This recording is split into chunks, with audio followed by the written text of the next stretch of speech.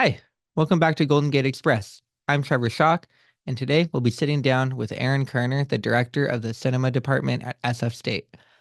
He has been teaching at the school since 2003 and has authored such books as Film and the Holocaust, Extreme Cinema, and Torture Porn in the Wake of 9/11, which discusses the mid-2000s surge of horror movies such as Saw and Hostel. In this episode, we do a deep dive on the horror film genre and the theories and subculture surrounding it. This episode includes topics that could be sensitive to some viewers and listeners.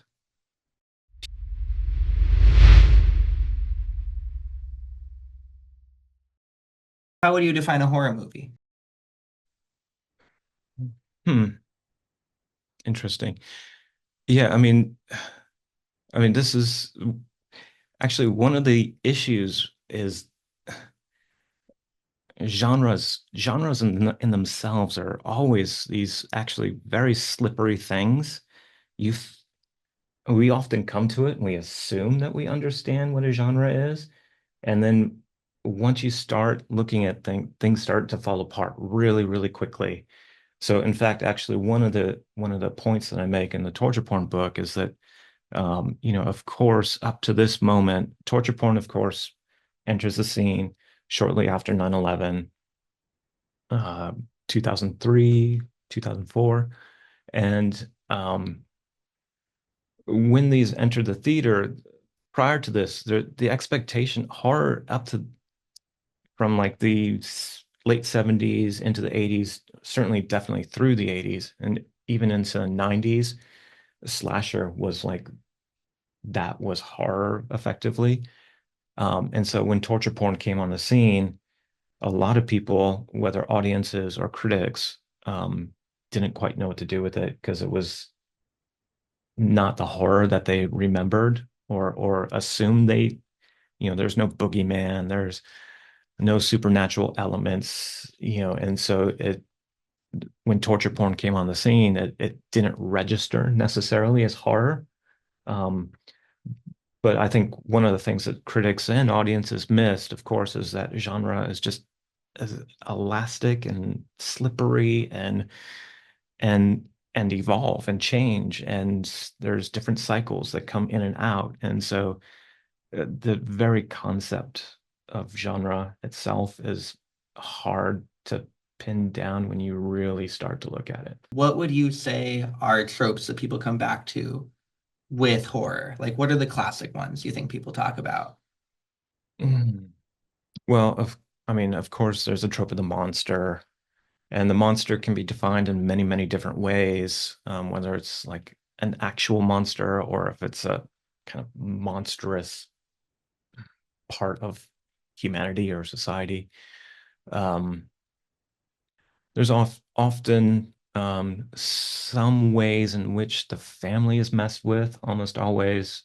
That's where horror might actually have some affinities with melodrama.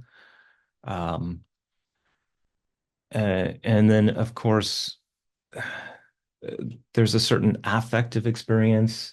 And again, one of the things that maybe torture porn, like, or people got upset by is that the torture porn actually doesn't really rely on like things like jump scares, which the slashers most definitely did. They definitely relied on jump scares, but torture porn very much less so. Torture porn actually might have, in terms of a Venn diagram, might really kind of overlap more with thrillers.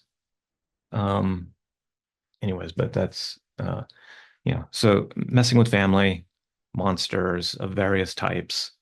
Um, yeah, and almost always,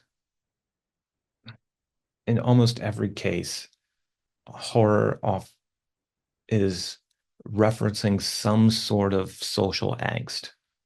And so whether that was like horror was responding to the kind of sexual freedoms found in the 70s, um, and then the kind of Reagan era sort of, fears about the destruction of the family and uh, you know, um, those sorts of things.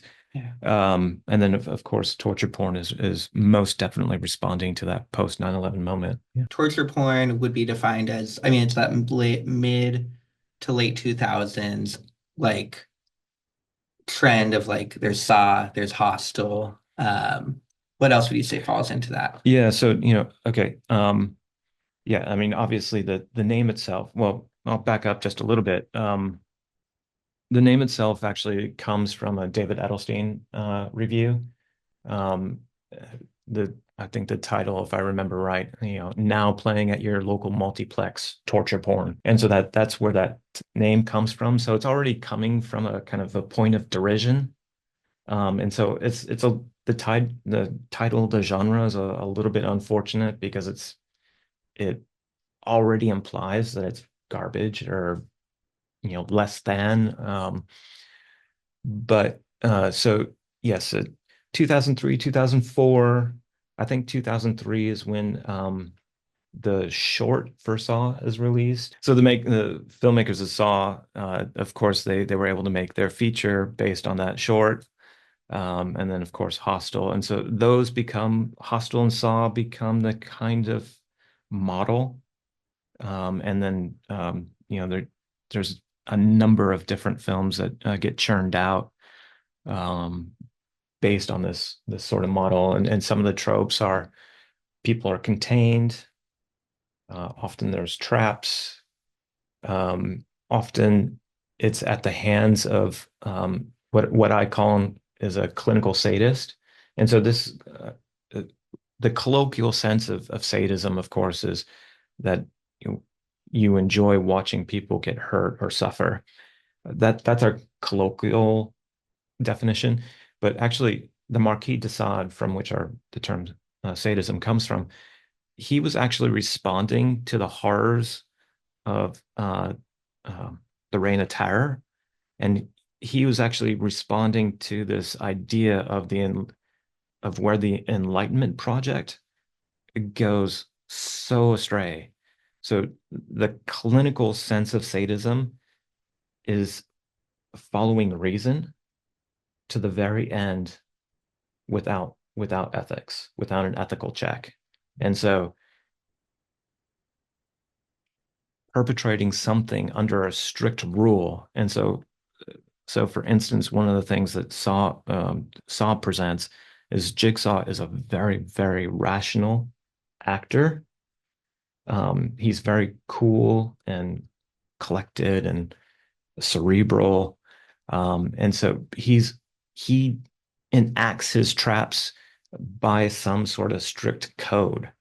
And if you are able to follow the rules exactly as he says, or his acolytes say, um, then you could presumably escape your trap. Um, Often, of course, people don't follow the rules or cheat or don't understand the rules, and so then bad things happen.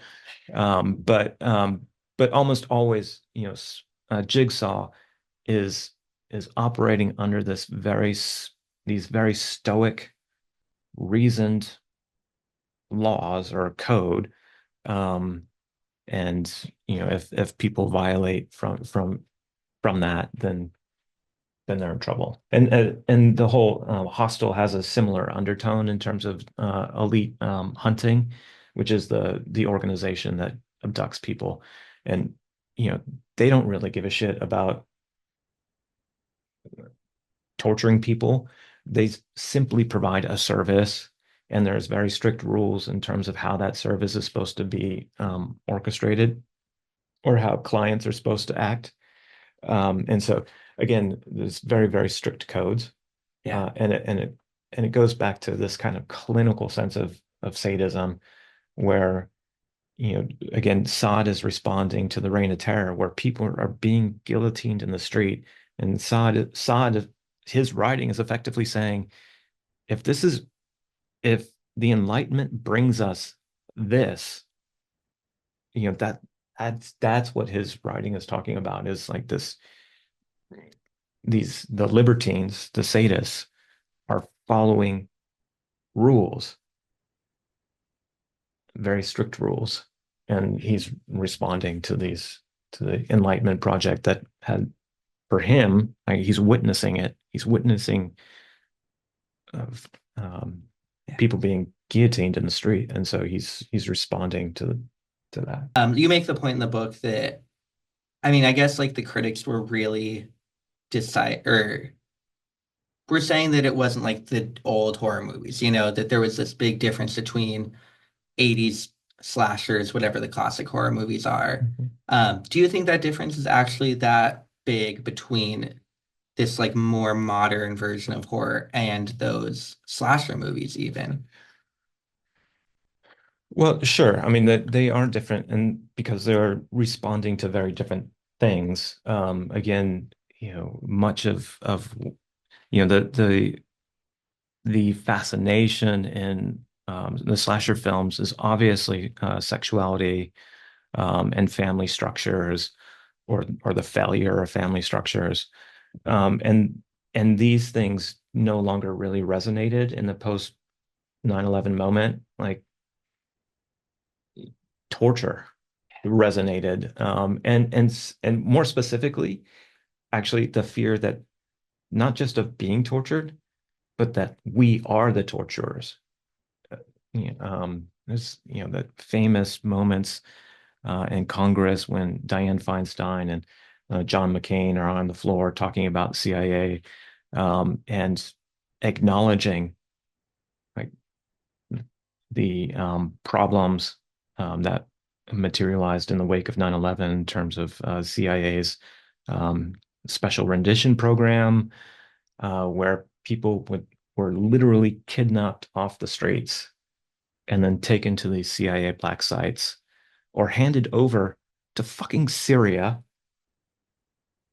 to be tortured. And so that there's a certain sense of not just the fear of being tortured, but that in fact we are capable of these things. What are you drawn to in a horror movie that you like really love and enjoy? Like, what makes that for you? Um, you know, this this might be semi-controversial, but I really like Luca Guadagnino's remake of Suspiria. Again, Mia the Goth is in that. And you one of the things that Tilda Swinton refers to that remake, she refers to it as a cover, like as in a cover song. And Tilda Swinton's point is that generally speaking, a band is not going to cover it exactly like the original, and so there's references, or like, yeah, it's the same song but different. Yeah. And I think that's a really beautiful way to think about the remake of Suspiria. And I really love the way in which our central character, her position within the narrative is different. And I don't want to spoil I anything. know, right? Um, I've seen it. You can yeah. edit out the spoilers, but Okay. Yeah. Yeah. But the you assume that she's this innocent, particularly if you have knowledge of the original going in, and then you realize, like, oh crap. And then just the way that it's shot, the scoring by Tom York.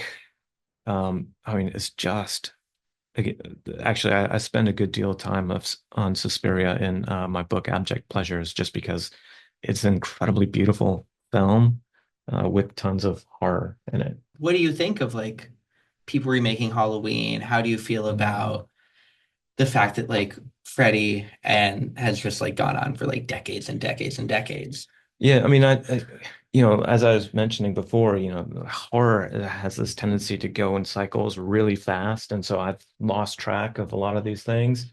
I certainly I haven't kept up with the more recent remakes, but I actually really did appreciate Rob Zombie's contributions to the Halloween franchise in particular.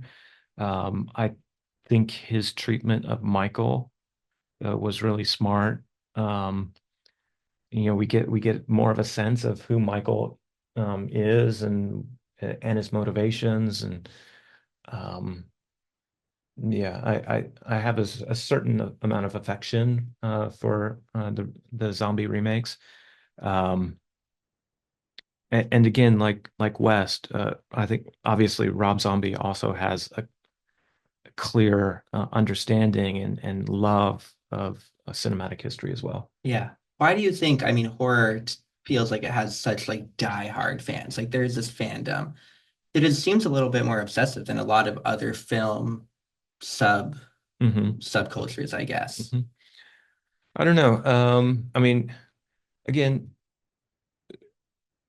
whether explicitly or implicitly, again, the horror genre tends to be interrogating figures of authority and um, our assumed conventions and the structures of society and our culture.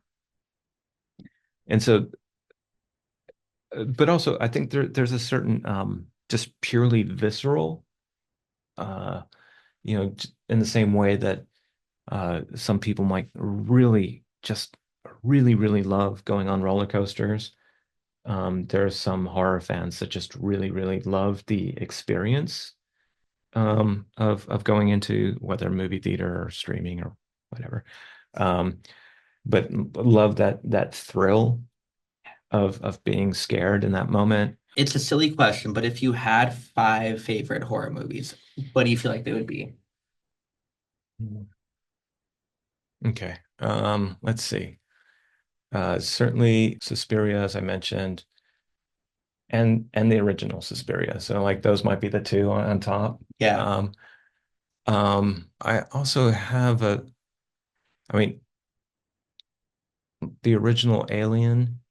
Um, I mean that still scares me so much. Yep. Um, like particularly when a captain's going through the corridor and it's right there, it's right there. Um, let's see, two more. Um, I'm sure I'm gonna leave the studio here and go, oh shit, I should have said that. You can text me. Yeah. Um, what else?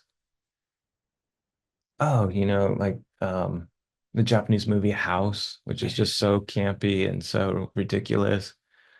Um, uh, let's see. Yeah, what's my last one? Hmm. You have to stay tuned. This has been Trevor Schock for Golden Gate Express. Thanks for tuning in and listen in for more episodes.